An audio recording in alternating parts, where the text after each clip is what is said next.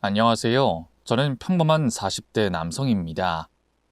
썰밤에 별의별 사연이 다 올라오지만 아마 죽은 아내와 다시 만난 놈은 저밖에 없지 싶은데요. 친구한테도 말 못했던 그 기막힌 이야기를 여기에서만 속 시원하게 털어놔 보겠습니다. 사실 아내를 만나기 전까지 저는 사랑이란 건 사치로 여기는 놈이었습니다. 그도 그럴 게 아버지가 돌아가신 후 가세가 급격히 기울면서 제가 집안의 가장이 돼야 했거든요. 연로하신 어머니와 아직 학생인 동생을 부양하느라 안 해본 일이 없네요. 짜장면 배달, 택배, 상하차, 건설 현장 막노동. 돈이 되는 일이라면 거진 다 했던 것 같습니다. 하지만 그런 단순 노동만으로 제대로 된 가장 노릇을 하기엔 한계가 있었어요. 나날이 물가는 오르고 어머니는 점점 아픈 곳이 많아지고 더군다나 동생이 대학 입학을 앞두고 있던 터라 등록금 마련이 큰일이었죠. 보다 큰 돈을 벌 수 있는 안정적인 일자리를 구해야겠다는 생각이 들더군요. 고민하던 저는 지인의 도움으로 작은 회사에 용접사로 취업했습니다. 용접 기술이라곤 하나도 몰랐지만 마음씨 좋은 사장님 덕분에 조금씩 배워가면서 일할 수 있었죠. 연차가 쌓일수록 버는 돈도 늘어갔네요. 그렇게 직업적으로 어느 정도 안정을 찾아서일까요? 주변에서 이제 슬슬 여자 좀 만나라면서 소개팅을 권유하더군요. 제 인생에 그런 건 사치라고 여겼기에 전부 거절했어요. 저 하나 먹고 살기도 힘든데 애먼 여자 끌어들여 고생시키고 싶지 않았거든요. 그때만 해도 까맣게 몰랐네요. 제 인생을 송두리째 뒤흔들 사랑을 만나게 될 줄 말이죠. 평소처럼 일을 마치고 버스를 탔을 때였어요. 잔업 때문에 늦게 퇴근해 그런지 승객이 거의 없었죠. 별 생각 없이 빈자리에 앉으려는데 그 바로 앞에 앉은 아가씨 얼굴이 문득 눈에 들어오더군요. 배곡처럼 흰 피부에 연한 갈색 눈동자, 둥근 코, 그리고 그 옆에 난 세 개의 작은 점까지 너무나 어여쁜 아가씨였어요. 저도 모르게 자꾸만 시선이 가더군요. 그래도 이 아가씨가 행여나 기분 나빠할까봐 얼른 고개를 돌렸어요. 그리고 풍경을 보는 척 창가에 비친 그 아가씨의 모습을 바라봤죠. 번호를 물어볼까 말까 속으로 얼마나 갈등했는지 몰라요. 그렇게 두어 정거장쯤 갔을까요? 웬 중년의 아저씨가 타더니만 빈자리가 엄청 많은데도 불구하고 굳이 그 아가씨 옆에 앉더군요. 아가씨, 어디까지 가? 아저씨는 자리에 앉자마자 그 아가씨에게 말을 걸었어요. 불쾌하게 달아오른 얼굴이며 흐릿한 눈빛이 누가 봐도 취객이더군요. 어디까지 가냐고? 내 말 안 들려? 왜 이러세요? 그 아저씨의 커다란 목소리에 아가씨는 겁이 났는지 어쩔 줄 몰라 했어요. 결국 안 되겠다 싶었는지 몸을 일으켜 그 자리를 벗어나려고 했죠. 그런데 그게 그 아저씨의 성질을 건드린 모양이에요. 아이씨, 왜 도망가? 누가 잡아먹는데? 갑자기 마구 화를 내면서 그 아가씨의 손목을 낚아채더군요. 왜 이러세요? 이 손 놓으세요. 그러게 좋은 말로 할 때 고분고분 굴었으면 됐잖아. 예쁜 얼굴 믿고 그렇게 비싸게 굴면 되겠어? 이거 놓으시라고요. 어허이, 자꾸 이렇게 뾰족하게 굴면 나 진짜 화낼 거야. 그러지 말고 이 다음 정거장에 같이 내려서 술이나 한잔 하자고. 내가 살게. 좋지? 다른 승객들은 취객이 무서웠는지 그저 모른 척할 뿐이었어요. 하지만 바로 가까이에 앉아있던 저는 차마 그럴 수가 없더군요. 바로 자리에서 일어나 그 아가씨와 아저씨 앞으로 다가갔죠. 보기 안 좋은데 그쯤하고 내리시죠. 갑작스러운 제 말에 두 사람 다 깜짝 놀란 눈치였어요. 아저씨는 얼굴을 구기며 뭐 임마? 넌 뭔데 갑자기 끼어들고 난리야? 하고 화를 냈고요. 그 아가씨는 눈물 맺힌 눈을 토끼처럼 동그랗게 뜨고 저를 쳐다봤죠. 그쯤 하시라고요. 아가씨가 싫어하잖아요. 보아하니 나이 꽤나 잡수신 게 가정도 있으실 것 같은데 처자식 보기 부끄럽지도 않으세요? 그냥 조용히 집에 가서 발 닦고 잠이나 자세요. 이 건방진 새끼가 근데... 아저씨가 벌떡 일어나더니 갑자기 제게 주먹을 휘둘렀어요. 영화 속 주인공처럼 멋지게 피했으면 좋았겠지만 그만 얼굴에 정통으로 맞고 말았죠. 전 그대로 버스에서 넘어져 버렸고요. 그제야 소란이인 걸 버스 기사님이 알아채고 버스를 세웠습니다. 아이고, 이 버스에서 다들 뭐 하는 거예요? 아이, 싸울 거면 내려서 싸워요. 안 그러면 경찰 부를 줄 알아?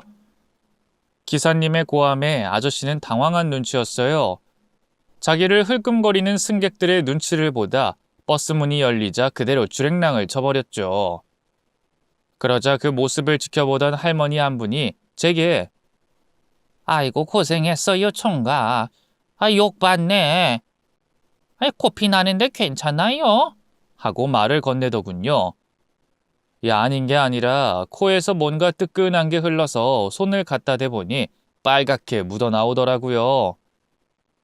불안당에게 괴롭힘 당하는 여자를 멋지게 구하지는 못할 망정 얻어맞고 코피나 흘리고 있다니. 쥐구멍이 있으면 숨고 싶을 정도로 창피하더군요. 허둥지둥 몸을 일으킨 뒤 일부러 맨 앞자리로 가 앉았어요. 다른 승객들의 얼굴을 볼 자신이 없었거든요. 그렇게 흘러내린 코피를 옷소매로 대충 훔치고 있는데 갑자기 뒤에서 웬 여자가 저기 하고 저를 부르더라고요. 누군가 했더니 아까 그 아가씨였어요. 그 아가씨는 제 앞에 버스 손잡이를 잡고 바짝 다가서더니 시선이 마주치자마자 대뜸 고개부터 꾸벅 숙이더군요. 방금은 구해주셔서 감사해요. 경황이 없어서 인사도 못했네요. 아닙니다. 구해주긴요. 얻어맞기만 했는걸요. 그래도 구해주신 거죠. 그리고 이거. 아가씨가 제게 무언가를 내밀었어요. 노란 꽃무늬 손수건이더군요. 이걸로 피 닦으세요. 많이 아프시죠? 사양할까 했지만 어느덧 제 손은 그 아가씨가 내민 손수건을 받고 있었어요. 생각보다 피가 꽤 많이 흘렀는지 손수건이 금세 지저분해지더군요. 손수건은 제가 집에 가서 세탁해서 돌려드릴게요. 아니에요. 그냥 가지셔도 괜찮아요. 그럴 순 없죠. 꼭 빨아서 돌려드릴게요. 제 단호한 말에 아가씨는 잠시 망설이다가 그럼 내일 퇴근하고 정류장 앞에서 만나자고 하더군요. 도와주신 거 보답도 할 겸 제가 커피 한 잔 살게요. 안 그러셔도 되는데. 아니에요. 그렇게 해야 제 마음이 편할 것 같아요. 그렇게 약속을 잡은 뒤 아가씨는 바로 버스에서 내렸어요. 가기 전 제게 슬쩍 미소 지으면서 작별 인사를 했는데 그 모습이 어찌나 어여쁘던지. 그날 밤 집에 가서도 계속 심장이 두근거리더군요. 그때 깨달았네요. 제가 그 아가씨를 좋아하게 됐다는 걸 말이죠. 제 인생의 첫사랑이었어요. 다음 날 그 아가씨를 만나 커피 한 잔을 얻어 마신 뒤 손수건을 돌려줬어요. 비누로 깨끗하게 빨아 다림질까지 한 걸 보고 그 아가씨는 뭘 이렇게까지 했냐며 깨르르 웃더군요. 저는 용기를 내서 그 아가씨에게 주말에 뭐 하냐고, 시간 있으면 같이 영화나 보자고 물어봤어요. 아마 제 인생에서 가장 큰 용기를 낸 날이 아니었나 싶어요. 잠시 고민하던 아가씨는 뭐 보고 싶은 영화도 있었으니까 좋아요 하고 대답하더군요. 정말 얼마나 기쁘던지요. 그날을 기점으로 저희는 요즘 친구들 말로 썸 타는 사이라고 하나요? 여하튼 서로 이성적인 호감을 느끼는 사이가 됐고요. 얼마 못 가 정식으로 사귀는 사이가 됐습니다. 여자친구는 저보다 4살 연하였고요. 제가 일하는 회사 근처 경양식 레스토랑에서 일하는 직원이었어요. 어린 나이답지 않게 어른스럽고 생활력 있다 싶었는데 알고 보니 어릴 때 부모님을 잃어버리는 바람에 보육원에서 자랐다고 하더군요. 그래도 중학교 때까지는 부모님 다시 만날 수 있을 거란 희망을 품고 살았거든요. 그런데 그것도 하루 이틀이지.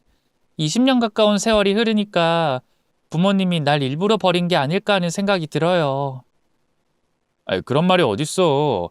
당연히 잃어버린 거지. 세상엔 생각보다 자기 자식을 버리는 사람들이 많더라고요. 그 보육원에 있던 애들도 대부분 버려진 애들이었거든요. 우리 엄마 아빠도 그러지 말란 법이 없잖아요. 그때 그 시장에서 엄마가 일부러 내 손을 놓은 게 아니었을까? 자꾸만 그런 생각이 들어요. 여자친구는 알면 알수록 참 외롭고 쓸쓸한 사람이었어요. 강한 척해도 속은 연약하기 짝이 없었죠. 언젠가부터 저는 그런 여자친구를 지켜주고 싶다는 생각을 했어요. 어릴 때 부모님을 잃어버리고 늘 외롭게 자랐던 그녀에게 하나뿐인 가족이 돼주고 싶었죠. 결국 사귄 지 2년 만에 저는 여자친구에게 청혼했어요. 여자친구는 기뻐하던 것도 잠시, 혹시라도 저희 집에서 자기를 반대하면 어떡하냐고 걱정하더군요. 세상에 고아며느리 좋아할 시어머니가 어딨어요. 분명 저 마음에 안 들어 하실 거예요. 우리 어머니 그런 사람 아니니까 걱정하지 마. 그리고 설사 반대한다 해도 뭐 어때? 결혼은 우리 둘이 하는 건데. 일단 식부터 올리고 어머니 천천히 설득하면 돼. 저는 주저하는 여자친구를 설득해 집에 인사시켰어요. 처음엔 고아라고 마딱찮아 하던 어머니도 다행히 여자친구를 직접 본 뒤로는 마음에 들어 하시더군요. 딱 봐도 착하고 얌전해 보이더라. 보육원에서 자랐다는 게 좀 걸렸는데 그래도 강철이 네가 고른 여잔데 어련히 잘 골랐을까 싶어. 맞아요. 제 여자친구라서가 아니라 진짜 착하고 좋은 여자예요. 아이고 아주 팔불출기가 다분하구나. 죽은 너희 아버지랑 아주 똑같아. 어머니의 허락까지 받은 뒤로는 모든 게 일사천리였어요. 예물 예당 같은 허례허식은 생략하고요. 시내 예식장에서 간단하게 식을 올렸죠. 마침내 가족이 생겼다는 기쁨 때문일까요? 여자친구는, 아니, 아내는 식 내내 환하게 웃는 얼굴이었답니다. 신혼생활은 예상했던 것보다 더 달콤했어요. 고된 일과를 마치고 집에 돌아와 아내와 같이 저녁을 먹고 잠이 들 때면 이루 말할 수 없는 평온함과 안정감이 저를 감쌌죠. 결혼한 지 2년이 지났을 무렵엔 아내를 꼭 빼닮은 예쁜 딸도 태어났답니다. 어찌나 애교도 많고 사랑스러운지 하루하루 딸내미 재롱 보는 재미로 살았네요. 하지만 인생사 새옹지마라고 마냥 행복하기만 했던 저희 가족에게도 어두운 그림자가 찾아왔어요. 글쎄, 회사에서 용접 일을 하다 그만 손을 다치고 말았지 뭡니까.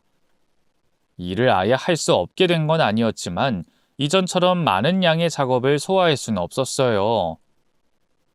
회사 시스템상 기본급에 일하는 만큼 가져가는 구조였기에 자연히 제 월급도 줄어들었습니다. 기본적인 생활비에 딸 교육비, 그리고 어머니 용돈까지. 그전엔 적은 금액이지만 꾸준히 저축도 할 수 있었는데 손을 다친 뒤로는 하루 벌어 하루 먹고 살기 급급해졌죠. 불행은 거기서 끝나지 않았어요. 딸이 초등학교 들어가고 얼마 안 돼 체육 시간에 갑자기 쓰러졌는데요. 단순한 빈혈이겠거니 하고 병원에 데려갔는데 의사가 심각한 표정으로 저희 부부를 부르더군요. 그리고는 글쎄, 우리 딸이 급성 백혈병이라지 뭡니까? 진행 속도가 상당히 빠른 편입니다. 당장 입원해서 항암 치료 시작해야 해요. 청천벽력 같은 말에 눈앞이 캄캄해졌어요.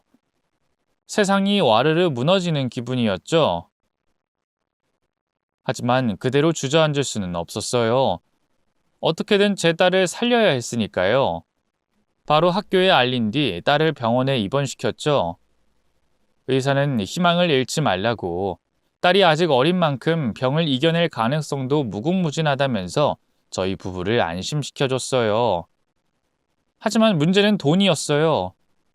집주인이 월세를 올리면서 그나마 있던 보험도 전부 해약한 상태였거든요.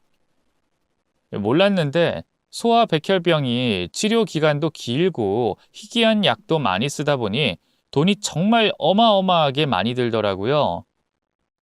온전히 제 벌이로만 감당하기엔 무리가 있었죠. 일단 급한 대로 은행 대출부터 알아봤어요. 나중엔 그것도 모자라 주변 지인들에게 닥치는 대로 돈을 빌렸죠. 하지만 투병 기간이 길어질수록 돈을 빌릴 곳도 점점 없어졌고요. 은행의 빚은 자꾸만 쌓여갔죠. 딸을 간병하던 아내는 이대로는 안 되겠다 싶었나 봐요. 자기도 돈을 벌겠다고 하더군요. 처음엔 그런 아내를 말렸어요. 돈은 내가 어떻게든 마련해 볼 테니까 당신은 선아 옆에 있어줘. 그래도 혼자 버는 것보다 둘이 버는 게 낫잖아요. 선아는 어머님한테 맡기면 돼요. 돈 번다는 게 쉬운 일이 아니야. 당신이 이제 와서 번듯한 회사에 취직할 수 있는 것도 아니고 푼돈 벌겠답시고 고생만 할 게 뻔해. 무슨 말을 그렇게 해요? 결혼 전엔 나도 내가 스스로 벌어먹고 살았거든요?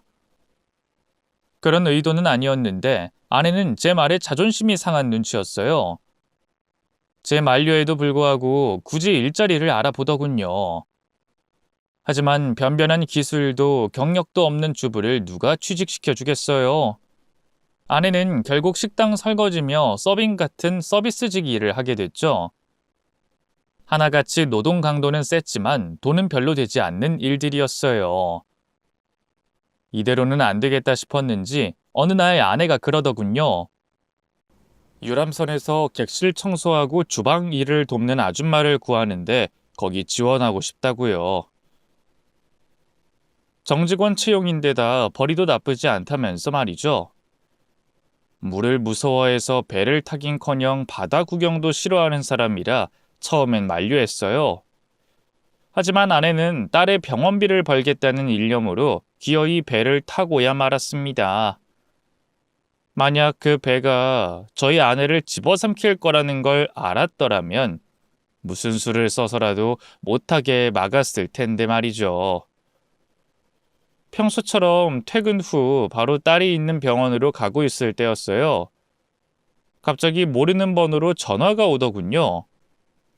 별 생각 없이 받은 저는 그대로 급브레이크를 밟고 말았습니다. 뒤에서 다른 차들이 클락션을 울리고 욕설을 뱉고 난리가 났지만 제 귀엔 아무것도 들리지 않았죠. 어디시라고요? 경찰입니다. 이남희 씨 남편분 되시죠? 아내분이 탄 배가 사고로 침몰했고 지금 구조 중입니다. 빨리 현장으로 와주세요. 정신을 차리고 다시 물어봐도 돌아오는 답변은 똑같았어요. 저는 벌벌 떨리는 손으로 간신히 핸들을 부여잡고 경찰이 알려준 장소로 차를 몰았죠.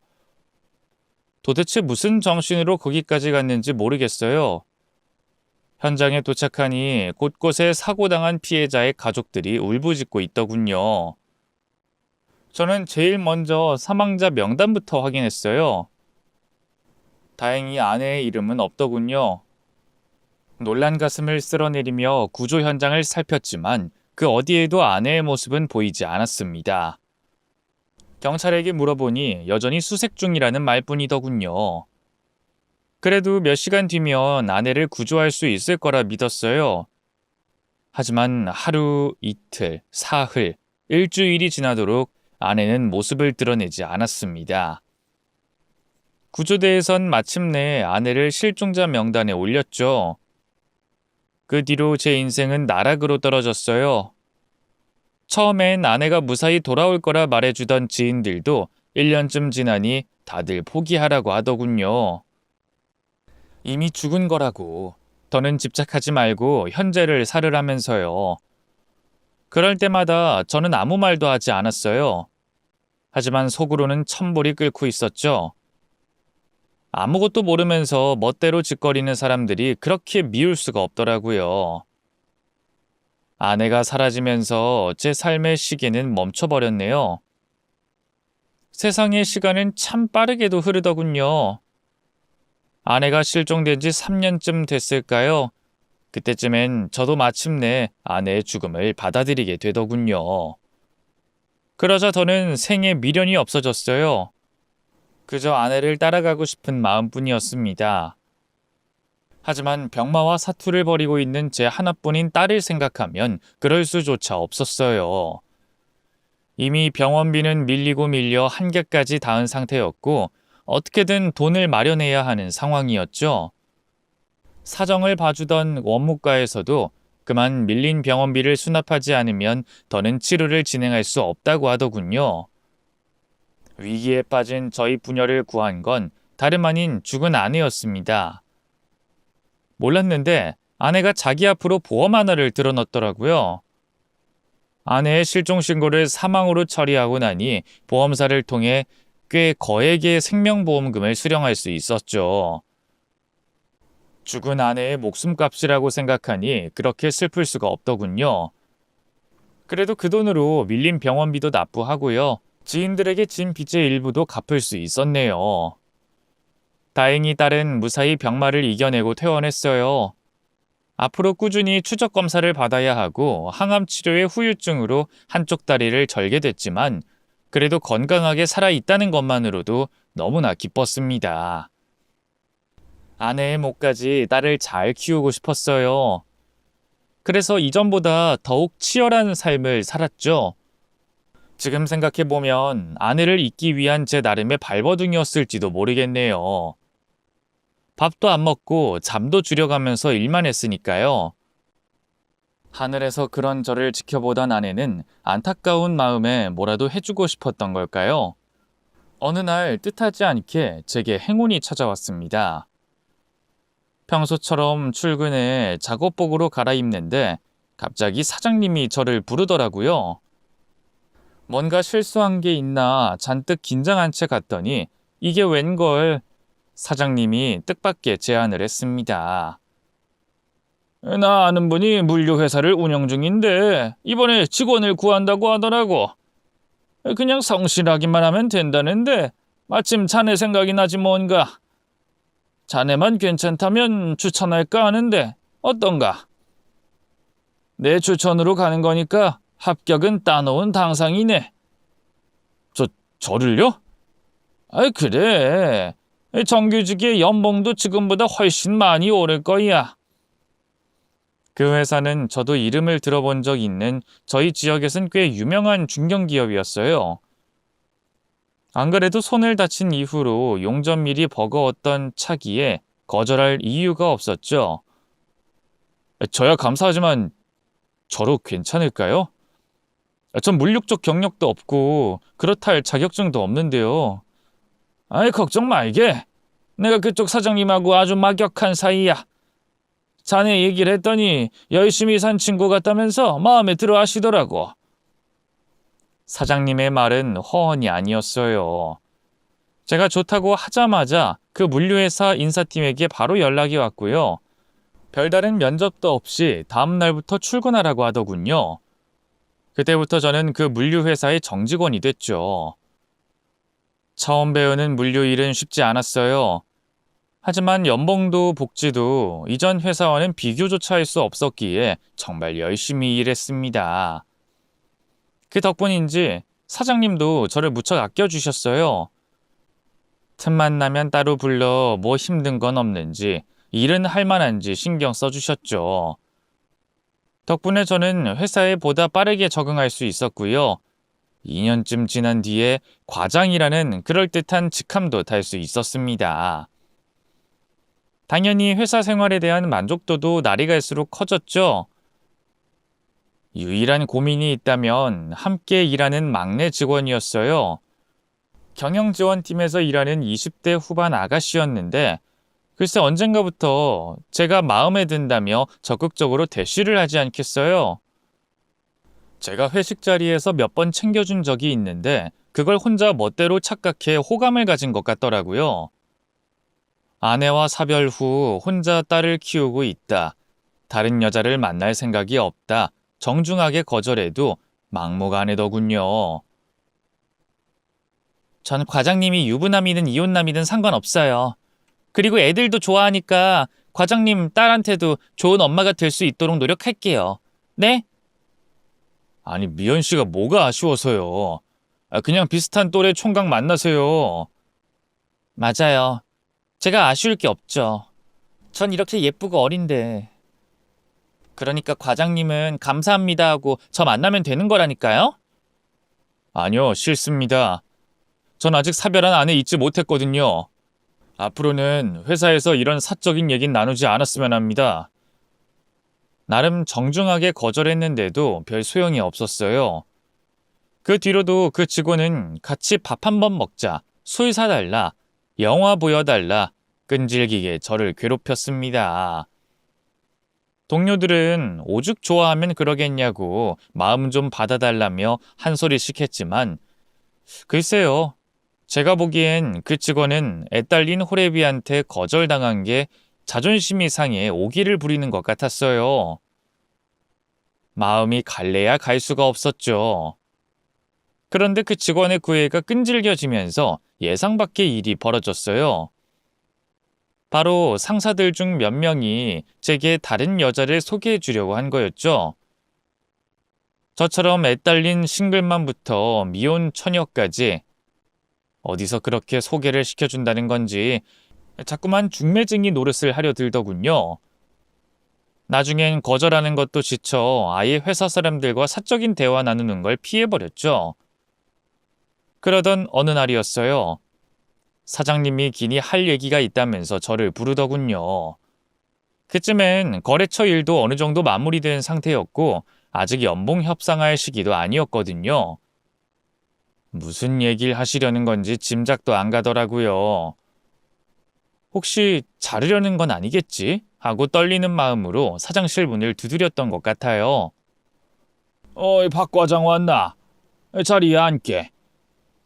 사장님은 늘 그렇듯 반갑게 저를 맞아주셨어요. 그리고는 아무렇지 않은 얼굴로 너무나 충격적인 얘기를 꺼내더군요. 요즘 막내 직원이 자네한테 적극 구애 중이라면서? 아, 네. 뭐 어쩌다 보니 그렇게 됐습니다. 덕분에 요즘 부장들이 다 자네 좋은 짝 찾아주려고 야단이더구만. 그래서 나도 동참 좀 해볼까 하는데. 자네 미국에서 돌아온 내 딸 한번 만나보게. 처음엔 사장님이 무슨 말을 하는 건지 이해를 못했어요. 그래서 미국에서 따님이 들어오는데 마중 가란 말씀인가요? 하고 바보같이 되물었죠. 그러자 사장님이 너털 웃음을 짓더군요. 아니, 멀쩡한 운전기사 두고 자네가 왜 마중을 나가나? 그게 아니라 내 딸이랑 밥이나 한 끼 먹으면서 좋은 시간 보내라는 걸세. 뭐 맞선이라고 하면 이해가 빠르려나? 그제야 사장님의 말을 이해한 저는 사색이 됐어요. 도대체 사장님까지 왜 이러시는 건지 너무 당황스러웠죠. 하물며 그냥 보통 여자도 아니고 사장님 딸이라뇨. 사장님, 잊으셨나 본데 저 한번 결혼했던 몸입니다. 고등학생 딸도 있는데 따님과 맞선이라뇨. 요즘 세상에 그게 뭐 흠인가? 아니요, 시집도 안 간 처녀한테 흠이죠. 우리 딸도 한번 갔다 왔네. 그러니 부담 갖지 말고 일단 한번 만나보게나. 그럼 자네도 생각이 달라질 걸세. 극구 사양했지만 사장님은 막무가내였어요. 급기야 나중엔 제게 사정까지 하더군요. 아이, 부탁이니 한 번만 만나주게. 가서 얼굴만 보고 와. 그래도 자네가 싫다 한다면 그땐 내 다시는 자네한테 내 딸 얘기 꺼내지 않겠네. 약속하네. 사장님의 얼굴은 이상하게도 몹시 비장해 보였어요. 결국 저는 더는 그 제안을 거절하지 못하고 받아들였죠. 도대체 사장님이 제 어딜 그렇게 좋게 보고 딸까지 소개해 주려는 건진 모르겠지만 그 딸은 사장님과 달리 두 눈이 멀쩡할 테니 저를 거절할 거라 여겼거든요. 그땐 정말 몰랐네요. 제 인생에 다시 없을 충격적인 만남이 벌어질 거라는 걸 말이죠. 그 주말, 저는 모처럼 만에 양복을 쫙 빼입고 맞선 장소로 나갔어요. 지역 호텔에 있는 커피숍이었는데 미리 예약해둔 덕에 직원이 저를 바로 창가 쪽 테이블로 안내하더군요. 나름 약속 시간보다 빨리 온 건데 이게 웬걸 이미 사장님 따님이 먼저 자리에 앉아 있더라고요. 실례가 되면 안 된다는 생각에 직원을 앞질러 허둥지둥 그쪽으로 걸어갔죠. 죄송합니다. 오래 기다리셨... 그런데 테이블에 앉아있는 여자의 얼굴을 본 순간 전 그대로 굳어버리고 말았어요. 믿을 수 없게도 그 자리엔 죽은 제 아내가 있었거든요. 몇 번을 눈을 비벼봐도 마찬가지였습니다. 여보? 전 멍청하게 아내를 불렀어요. 그러다 퍼뜩 죽은 아내가 여기 있을 리 없다. 이 여자는 그냥 아내와 엄청 닮은 여자일 뿐이다 하는 생각이 들더군요. 그래서 얼른 고개 숙여 사과했죠. 죄송합니다. 죽은 제 아내랑 너무 닮아서... 그러자 그때까지 잠자코 저를 보던 여자가 입을 열었어요. 그리고 너무나 충격적인 말을 꺼냈죠. 맞아요. 저예요, 여보. 박강철 부인 이남희. 나 많이 기다렸죠? 이제야 돌아와서 미안해요. 전 입을 떡 벌리고 아무 말도 할 수 없었어요. 그런 저를 보던 그 여자는, 아니 아내는 어느새 닭똥 같은 눈물을 뚝뚝 흘리며 오열하기 시작했습니다. 미안해요, 여보. 당신이 나 받아주지 않는다고 해도 뭐라고 할 수가 없어요. 내가 죄인이에요, 내가. 전 천천히 걸음을 옮겨 그런 아내 앞으로 다가갔어요. 그리고 떨리는 손을 뻗어 아내의 얼굴을 찬찬히 살폈죠. 커다란 눈에 작은 코, 그 옆에 난 3개의 점까지. 조금 여이긴 했지만 누가 봐도 제 아내가 분명했어요. 내가 지금 꿈꾸는 거 아니지? 어떻게 당신이... 난 분명 죽었다고 생각했는데... 맞아요, 여보. 저예요. 나 안 죽고 이렇게 살아 있었어요. 세상에... 어떻게 이럴 수가... 어느새 제 눈에서도 뜨거운 눈물이 흐르기 시작했어요. 전 그 자리에서 아내를 끌어안고 엉엉 울기 시작했습니다. 사람들이 저희 쪽을 힐끗거리는 게 느껴졌지만 그 순간엔 조금도 신경 쓰이지 않았죠. 그렇게 얼마나 울었을까요? 어느 정도 진정이 되자 저는 아내를 향해 다시 입을 열었어요. 도대체 당신 그동안 어디서 뭘 한 거야? 이렇게 멀쩡히 살아 있었으면서 어쩜 연락 한 번을 안 했어? 게다가 저는 분명 사장님 딸을 만나러 온 건데 왜 이 자리에 아내가 나온 건지 너무나 혼란스럽더군요. 제 추궁에 아내는 마침내 그동안 숨겨왔던 진실을 조금씩 털어놓기 시작했어요. 그때 배사고로 물에 빠졌을 때 그대로 죽는 줄로만 알았어요. 실제로 어느 순간 의식을 잃어버렸고요. 근데 눈을 떠보니 저승이 아니라 인천에 있는 작은 섬이었어요. 급류에 휩쓸려 간 걸 거기 사는 주민분들이 구해주신 거였죠. 거기서 몸을 추스린 후 다시 집으로 돌아가려고 했는데 불현듯 제 앞으로 들어둔 사망보험금이 생각나는 거예요.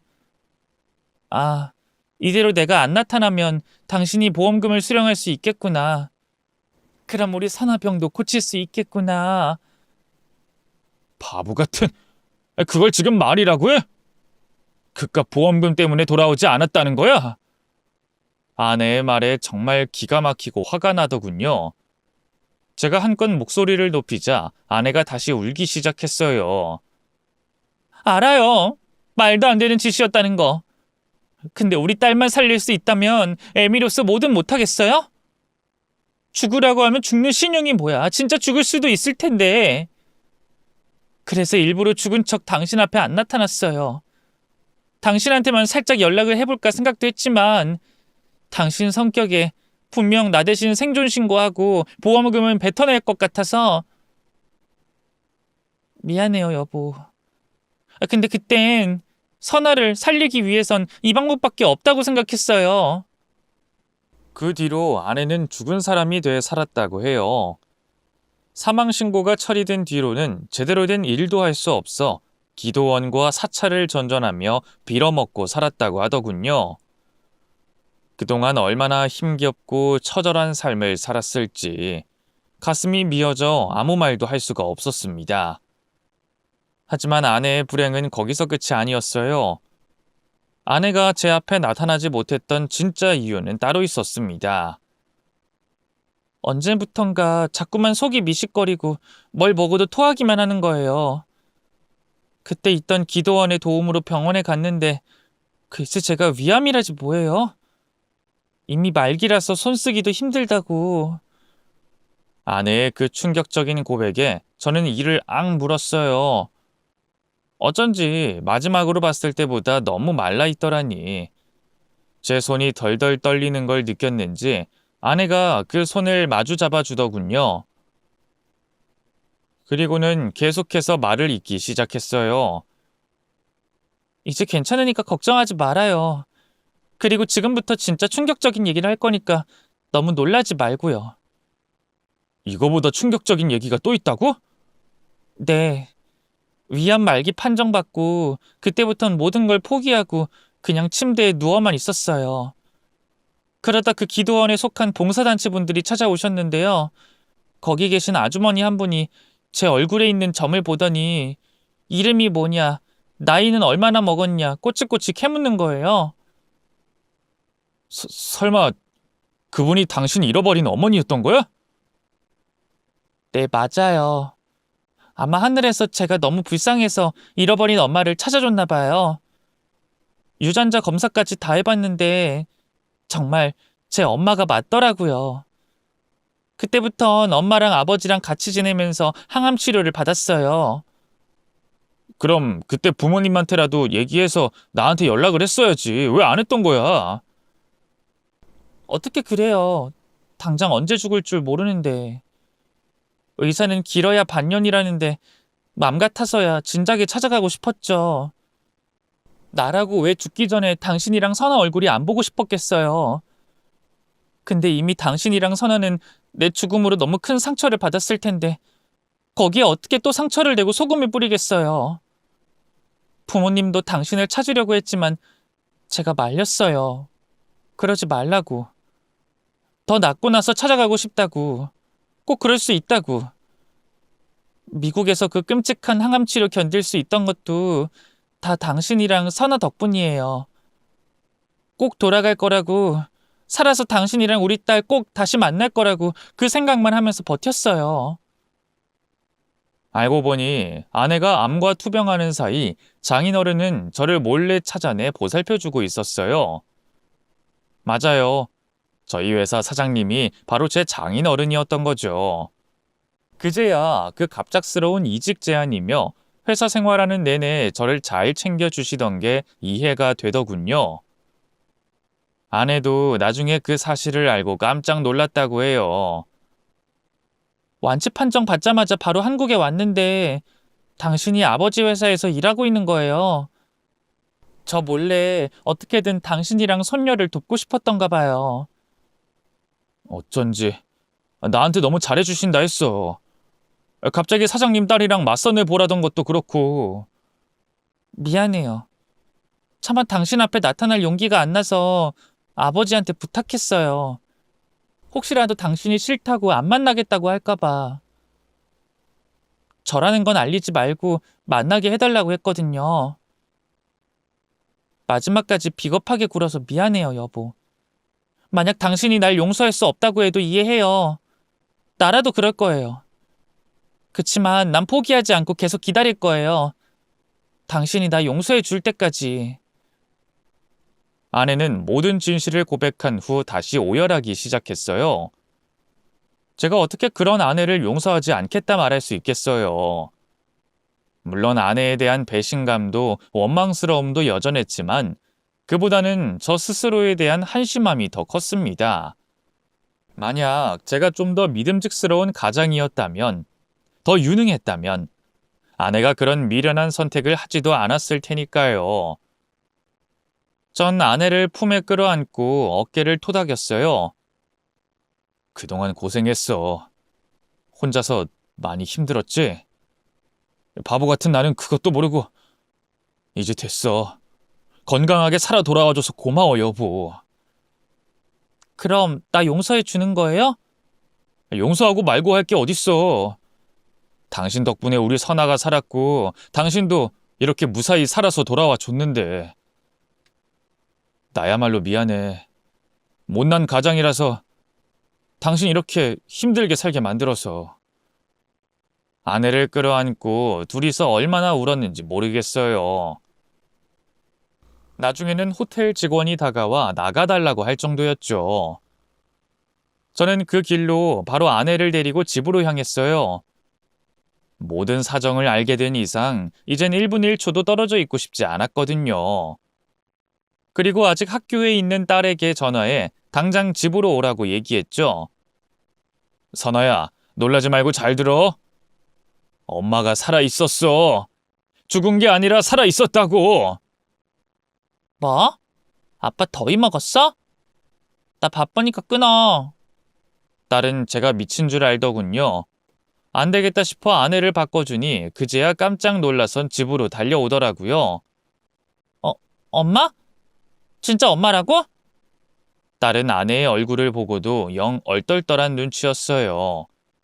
10년 가까이 행방불명이던 죽은 줄로만 알았던 엄마가 갑자기 나타났으니 그럴만도 했죠. 반면 아내는 딸의 얼굴을 보자마자 펑펑 눈물을 쏟아냈어요. 선아야, 우리 선아 언제 이렇게 컸어? 엄마 없이 새숙녀가 돼버렸네. 가엾은 우리 아가. 엄마가 미안해. 엄마? 진짜 엄마야? 그래, 선아야, 엄마야. 우리 딸 이제 어디 아픈 것도 없고 건강하다면서? 기특해. 장해. 아내는 딸을 품에 끌어안고 토닥였어요.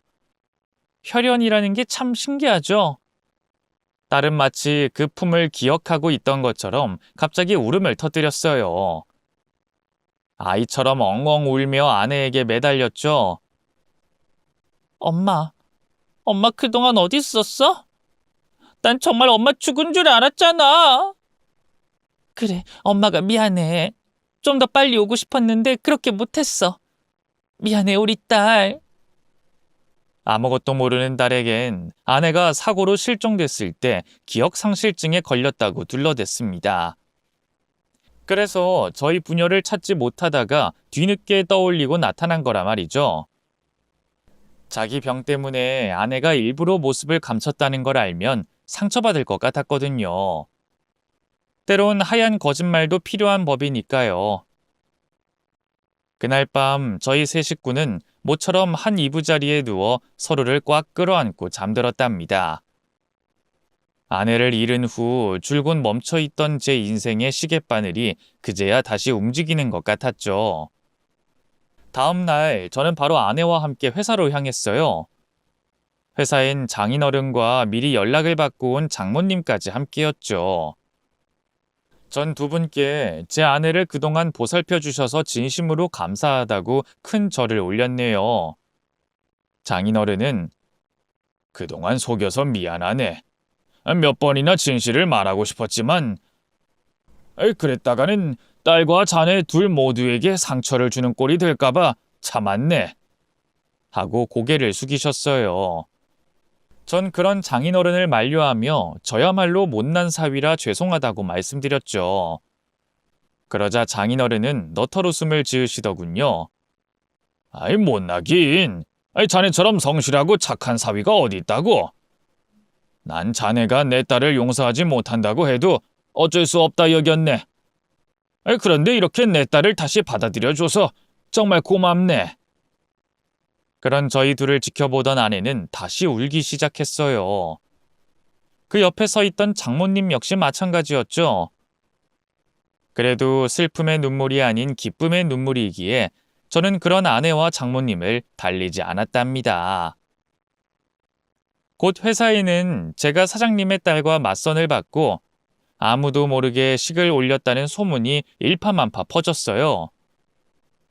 사실 그 안에는 더 복잡한 사연이 숨겨져 있었지만 굳이 사람들의 입방아에 오르고 싶지 않아 간부급 직원들을 제외하곤 비밀에 붙였죠. 대부분의 직원들은 제가 재혼한 줄 알고 진심으로 축하해줬어요. 딱 한 사람, 저를 쫓아다니던 막내 직원만 빼고 말이죠. 막내 직원은 제가 사장님 딸과 결혼한 게 어지간히도 자존심이 상했나 봐요. 업무를 볼 때도 계속 틱틱대며 선을 넘더니 급기야 회식 땐 술을 잔뜩 먹고 제게 주정을 부리더군요. 참나. 과장님, 그렇게 안 봤는데 엄청 속물인 거 알아요? 평생 죽은 아내만 그리워하는 순정남인 척 하더니만 어떻게 사장님 딸이랑 결혼을 해요? 역시 돈이 좋긴 좋죠? 하여간 남자들은 결국 다 똑같다니까. 역겨워. 주변에서 그만하라며 말려도 막내 직원은 도통 말을 듣지 않았어요. 저는 안 되겠다 싶어 막내 직원을 따로 데리고 나갔고요. 그간의 사정을 다 설명했죠. 전 그쯤 하면 막내 직원이 알아들을 거라고 여겼어요. 그런데 이게 웬걸. 막내 직원은 오히려 더욱 화를 내면서 급기야 제 아내를 모욕하더군요. 과장님도 참 순진하네요. 암투병 때문에 10년 가까이 연락도 못했다는 걸 믿어요? 그동안 어디서 뭐 어떻게 살아왔는지 알게 뭐예요. 이 남자 저 남자 닥치는 대로 다 만나고 다녔을걸요? 애초에 사장님 딸이라는 것도 순 거짓말 아니에요? 친자 검사는 해봤대요?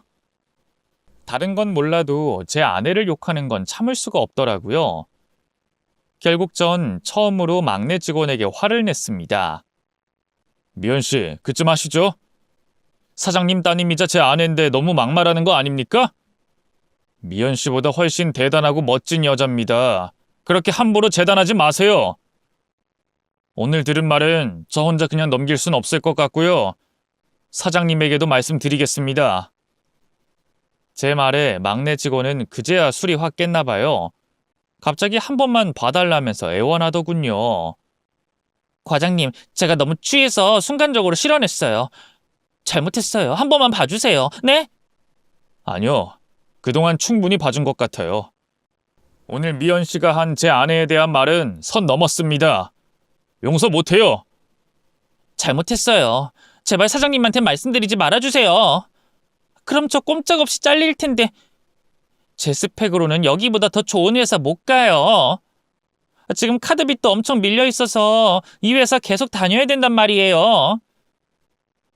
미연 씨가 이 회사를 계속 다녀도 될지 안 될지 그건 제가 아니라 사장님이 판단하시겠죠. 전 매달리는 막내 직원을 매몰차게 뿌리치고 돌아섰어요. 그리고 다음 날 바로 장인어른에게 이 사실을 말씀드렸죠. 역시나 장인어른은 불같이 화를 내면서 바로 그 직원을 해고해버렸습니다. 안 그래도 그 직원이 크고 작게 업무 실수하는 걸 눈감아주고 있던 상태였거든요. 그런데 주제도 모르고 사장 딸을 욕했으니 잘리는 게 당연한 결과였죠. 그 직원이 해고된 뒤 들어온 후임은 다행히 일도 잘하고요. 눈치도 빠르고 싹싹해서 업무에 큰 도움이 되고 있답니다. 죽은 줄 알았던 아내를 되찾은 후 저는 너무나 행복한 삶을 살고 있어요. 신분 정리를 하면서 결국 사망보험금은 다시 토해내야 했지만 그게 뭐 대수인가요? 퇴근 후 집에 돌아가면 아내가 저를 기다리고 있는데 말이죠. 딸도 아내가 돌아온 후 한층 더 밝아졌답니다. 요즘은 모녀 둘이서 어찌나 여기저기 놀러 다니고 비밀 얘기도 많이 나누는지 제가 질투를 느낄 정도예요. 저도 껴달라고 하면 남자는 빠지라고 하는 게 아무래도 딸에게 남자친구가 생긴 것 같단 말이죠. 너무 빠른 게 아닌가 싶은데 뭐 요즘 애들은 유치원 때부터 연애하고 그런다니까요. 딸이 부디 좋은 남자 만나 옛날의 아픔은 다 잊고 늘 행복만 했으면 좋겠습니다. 사실 요즘 저는 회사 경영 수업으로 정신없는 나날들을 보내고 있어요. 장인어른과 장모님이 제가 회사를 이어받길 간절히 바라고 계시거든요. 제 깜냥에 가당키나 할 일인가 싶지만 그래도 저를 든든하게 지지해주는 아내가 있기에 열심히 노력하고 있습니다. 최근까진 주말도 반납하면서 일에 매진했네요. 그래도 여름 휴가마저 안 갈 순 없잖아요. 어디 길게는 못 가고 근교로 온 가족이 함께 캠핑을 가기로 했어요. 장인어른과 장모님, 그리고 저희 어머니까지 같이 가시는데요. 온 가족이 큰 걱정 없이 도란도란 시간을 보낼 걸 생각하면 벌써부터 기대가 됩니다. 캠핑 준비하려면 이만 글을 줄여야 할 것 같아요. 긴 얘기 들어주셔서 감사합니다. 모두 건강하세요.